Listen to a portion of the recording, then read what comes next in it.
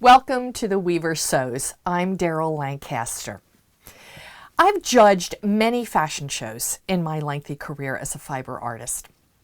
And I would say that the technique I see most often that weavers get wrong is hems. And there's a reason for that. As my daughter would say, Mom, it's a physics thing. Instinct has us fold up the hem allowance after finishing off the lower edge of the garment in some fashion and stitching the top of the hem allowance to the wrong side of the garment. Simple enough, but the end result is less than satisfying. First, let me explain using my hands what's actually happening here. This hand represents the fluid outer fabric of the garment. This hand represents the folded hem allowance.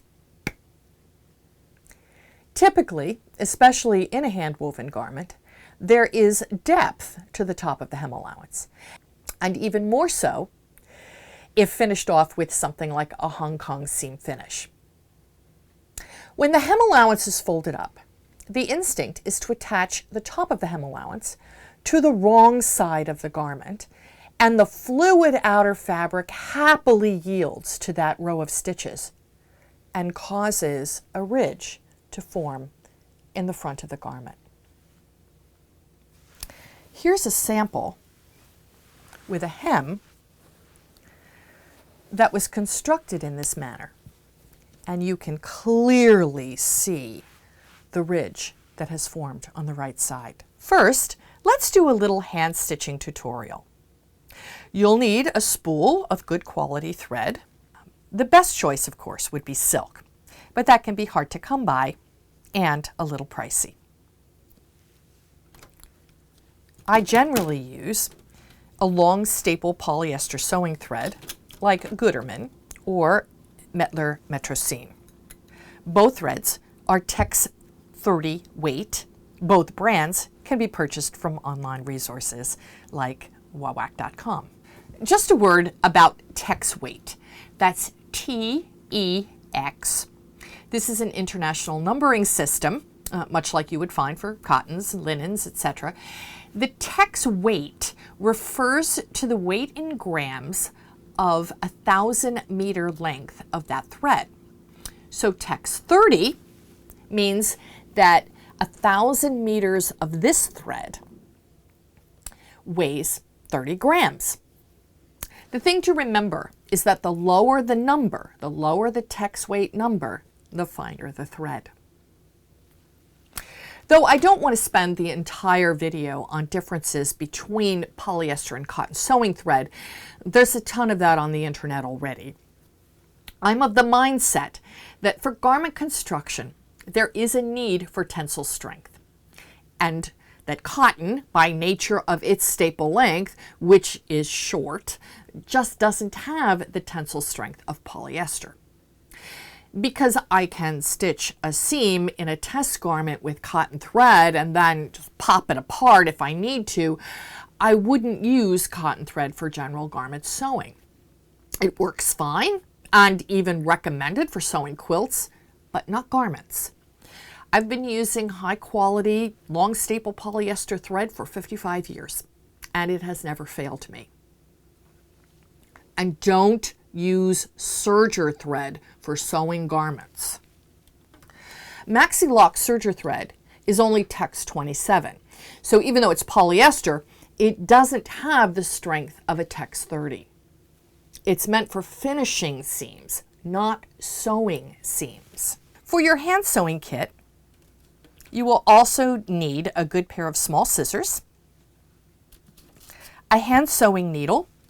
I prefer sharps, like these from John James. They're from England, and you can get them also on wawak.com. And a cake of beeswax. I've been using a thimble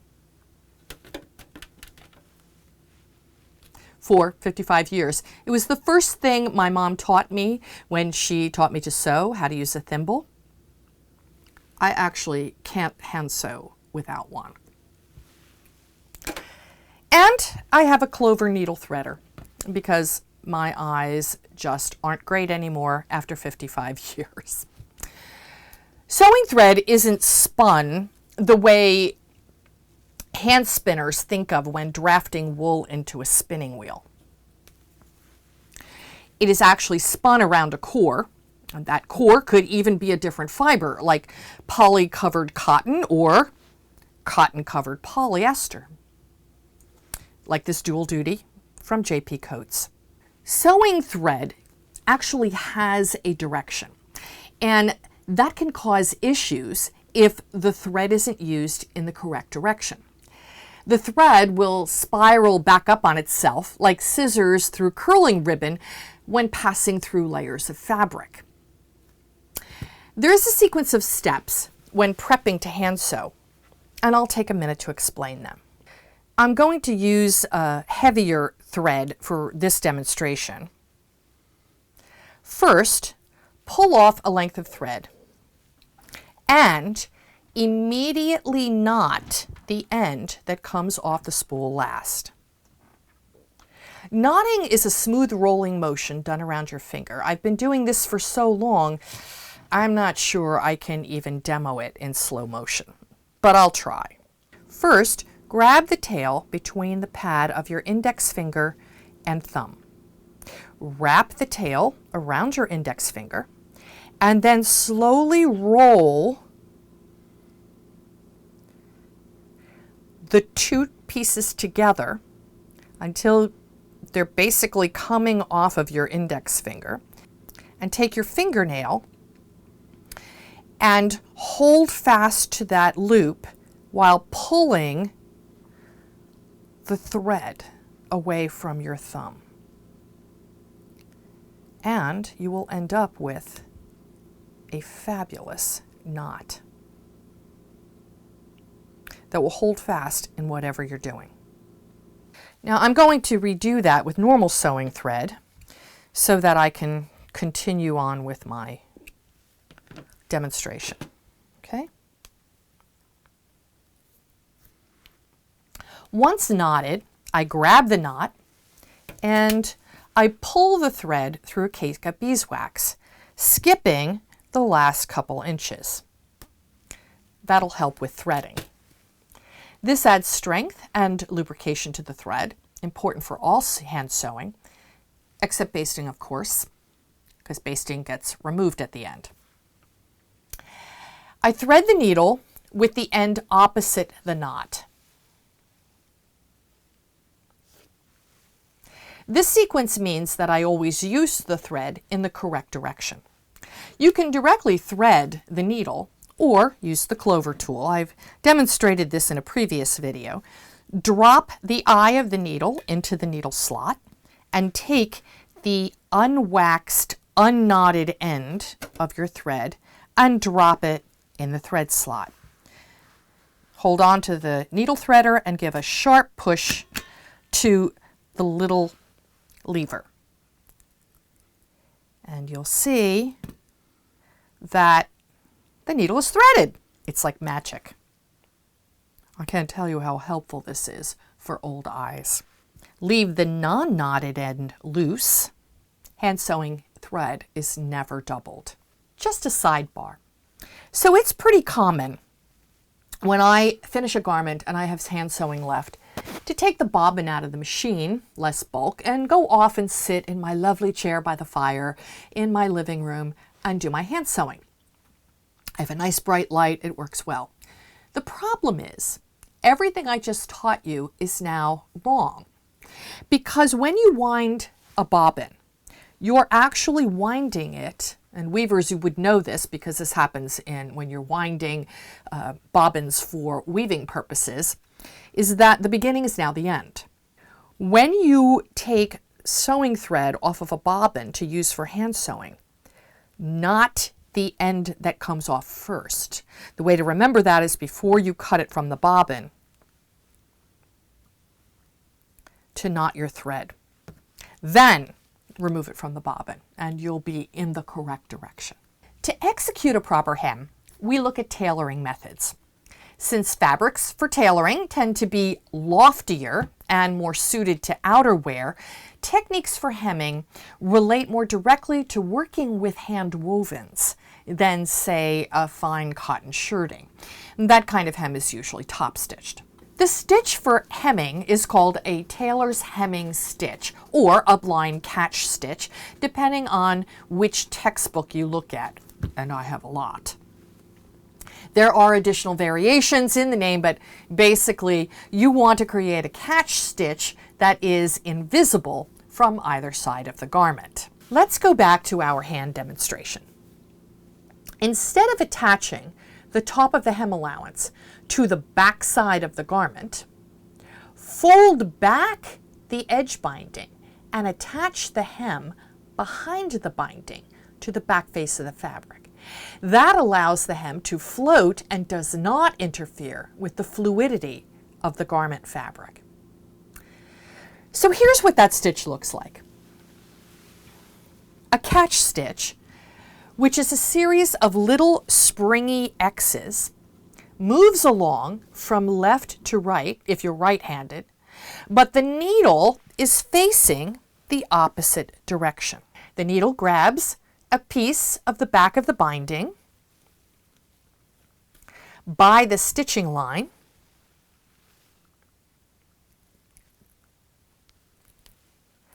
from right to left, moves towards the right, and then grabs a couple threads of the back of the garment.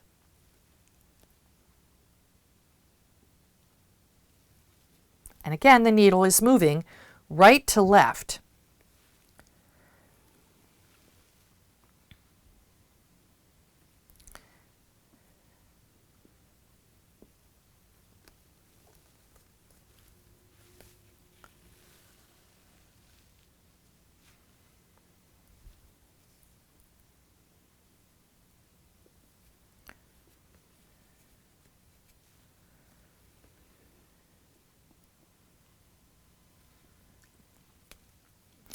This creates an X in the shape of the stitches, and if left loose, they're quite springy and flexible, but act like a safety stitch in case you catch a high heel in the hem and tear the stitches and the hem won't fall down. Well, that's the theory anyway. I wouldn't know. I haven't worn high heels in 20 years. I suppose in the 60s, when I learned to sew, this was a legitimate concern for everyone. And for those who are left-hand dominant, the entire stitch structure is done in a mirrored reverse. Moving right to left, the needle enters the fabric left to right. So I'm moving right to left, and the needle enters the fabric left to right.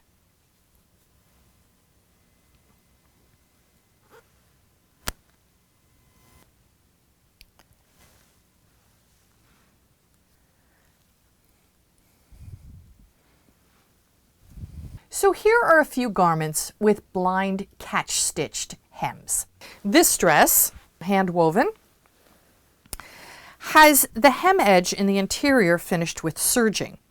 I folded the serging back and attached the back of the edge where the serging catches to the back face of the garment with the blind catch stitch.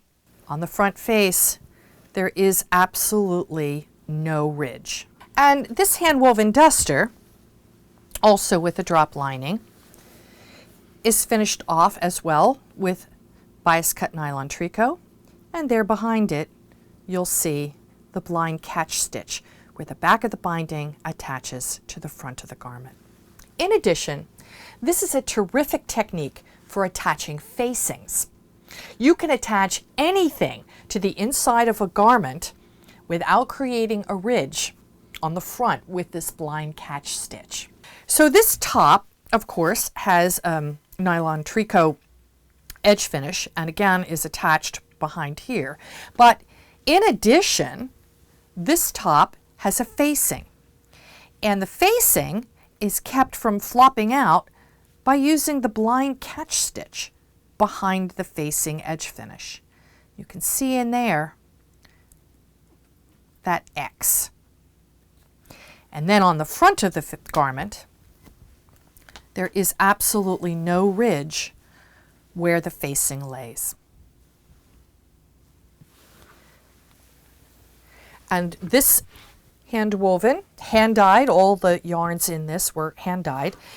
This silk tunic, again, the hem is attached behind the bias tricot with an X, the blind catch stitch, you see it there, and there is absolutely no ridge on the front, but it also has a facing. This is a pretty substantial facing. It would be really annoying if this facing kept rolling itself out.